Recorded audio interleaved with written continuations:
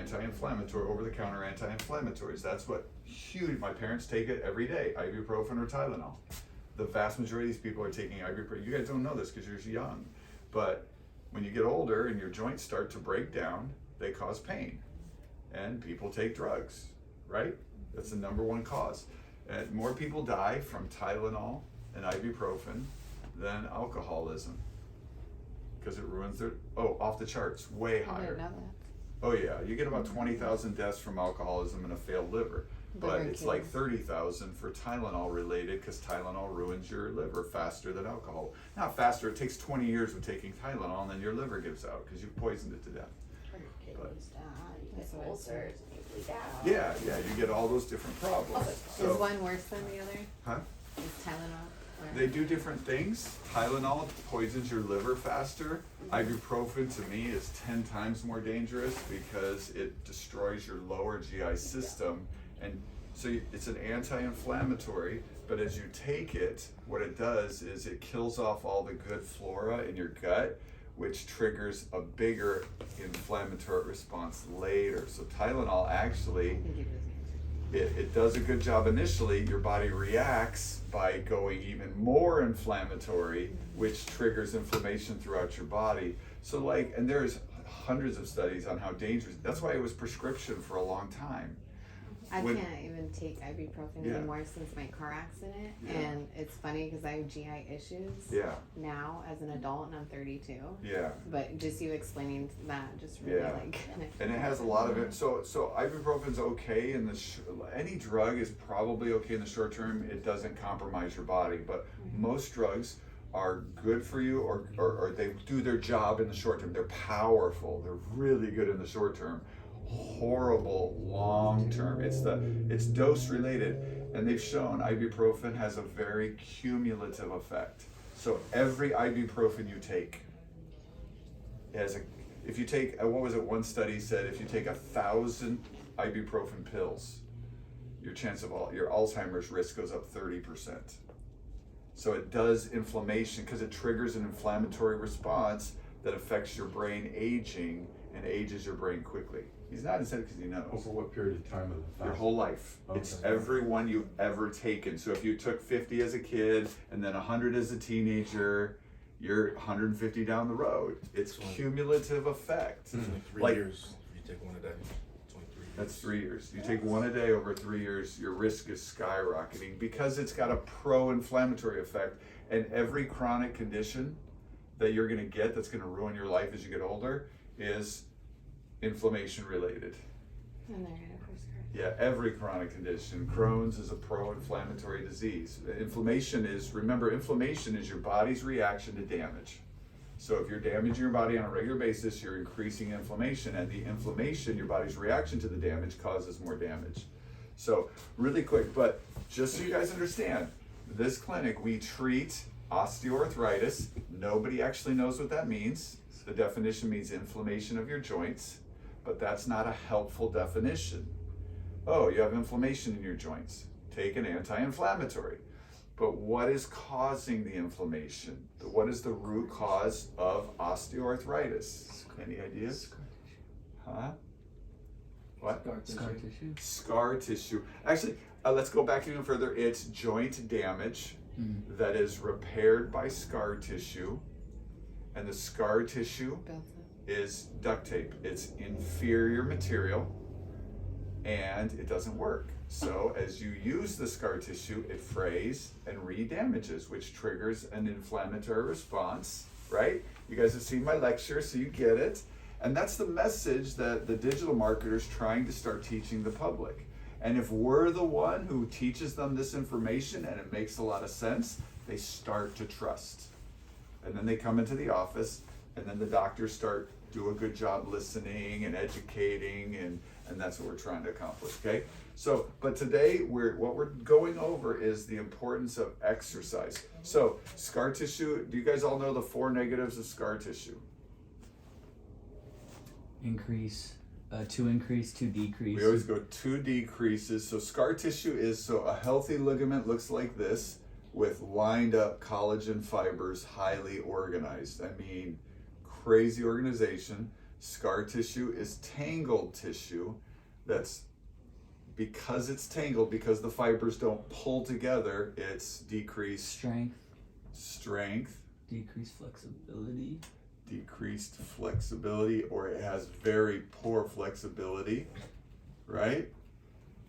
And Increased nerves. which more nerves equals more pain, more pain, 10 times more nerves, and hypersensitive. The nerves get tangled in the scar tissue, so as you move, they ache. This will describe osteoarthritis, because this is a healthy, strong, crazy flexible ligament. Your body replaced it with weak, inflexible. This has no nerves in it. This is full of nerves. These has no nerves, and these have hypersensitive nerves, and that explains osteoarthritis. And then as they use it, it tears and your body builds more, and eventually it ruins the whole tissue, but it takes decades. So okay, now what's the number one solution to fixing this problem? Stretching. Fantastic. It's stretching. That's why there's so many chiropractors and physical therapists. We are experts at stretching. We have multiple tools. And there's 3 ways to stretch. I didn't teach you guys this. What are the 3 ways to stretch scar tissue? Traction is the most aggressive and most long-term effective. So it's exactly right. Physical therapy uses the 3 forms of stretching to work. Right. So you're correct, but I want to be more specific. What are the 3? There's only 3 ways to stretch tissue. There's traction, which is a slow, hard stretch, right? It's slow traction. Adjustments is a fast, gentle stretch. So it's the opposite of traction. You have adjustments, which are gentle, so they work good in the beginning for pain relief, but they don't work good long term, right? So that's why we have to do traction, which is the opposite, right? But you can't do traction in the beginning because it'll tear the tissue. It needs to be warmed up first. And then of course, there's one in between. This is slow, hard, fast, gentle. And then there's massage.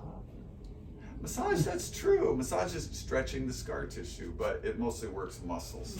But so it's a form. So technically, yeah, that's a good answer, but the in between is exercises. Exercises stretch and move scar tissue, but they're not super aggressive, and they're also, because they're not fast, or they're not fast like an adjustment, and they're not slow like traction or as hard. But traction is 3 times more effective than exercises. So, but, okay, any questions about that? Okay. You said the traction is slow hard? Yeah, if you see the traction machines we have in there, we stick you in. So an adjustment is about a half a second. Right. Boom, boom. Yank, pull, stretch. Traction is designed for 12 minutes of non-stop stretching. So it's me literally going like this and stretching my hamstring. Now don't move for 12 minutes straight.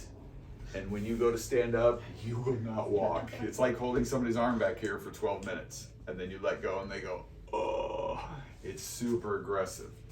So adjustments are fast hard? Fast and gentle. They're considered extremely light because they can stretch inflamed tissue without tearing it. It feels violent, I get it. I get it. But in the literature, if it's done correctly, it's incredibly low force. So it's very, the weight, it's the speed that, it's like an impact wrench. An impact wrench, if I take a bolt breaker and I reef on a lug nut, I can shear the lug nut. But if I take an impact wrench, it's quick and gentle, and it goes and breaks it loose. It's the speed that does it. So, okay, any questions about that? Okay, now, that is the best thing you can do for scar tissue. That will get you the best results out of anything. It works really good, but it's very limited because you still have crappy scar tissue. On a scale of 1 to 10, 10 is full strength, and 1 is pathetic. The average person who comes to our office, their scar tissue has decayed so much it's a 1 out of 10. Most people who come to see us, we're a last resort. It's been, even though they've been in pain 5 years, they've actually had the problem for 30 years, and the scar tissue has become a big ball of mess. Do you know what? Now, scar tissue, these links, just this is a FYI, all these fibers are cross-linked. They're bracketed. Those are called cross linkages, and they bind everything together. When you and this stuff will be cross-linked too, but it doesn't work very good because they're not lined up neat. The strength is in the organization, and when you take ibuprofen interferes.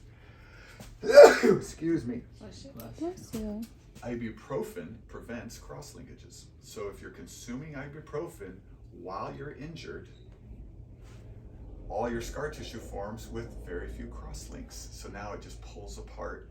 And the more ibuprofen, there's a direct correlation. If you take a little bit of ibuprofen during the healing process, it comes out 20% weaker.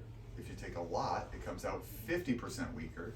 And if you take huge quantities like Motrin, it sometimes fails to heal at all.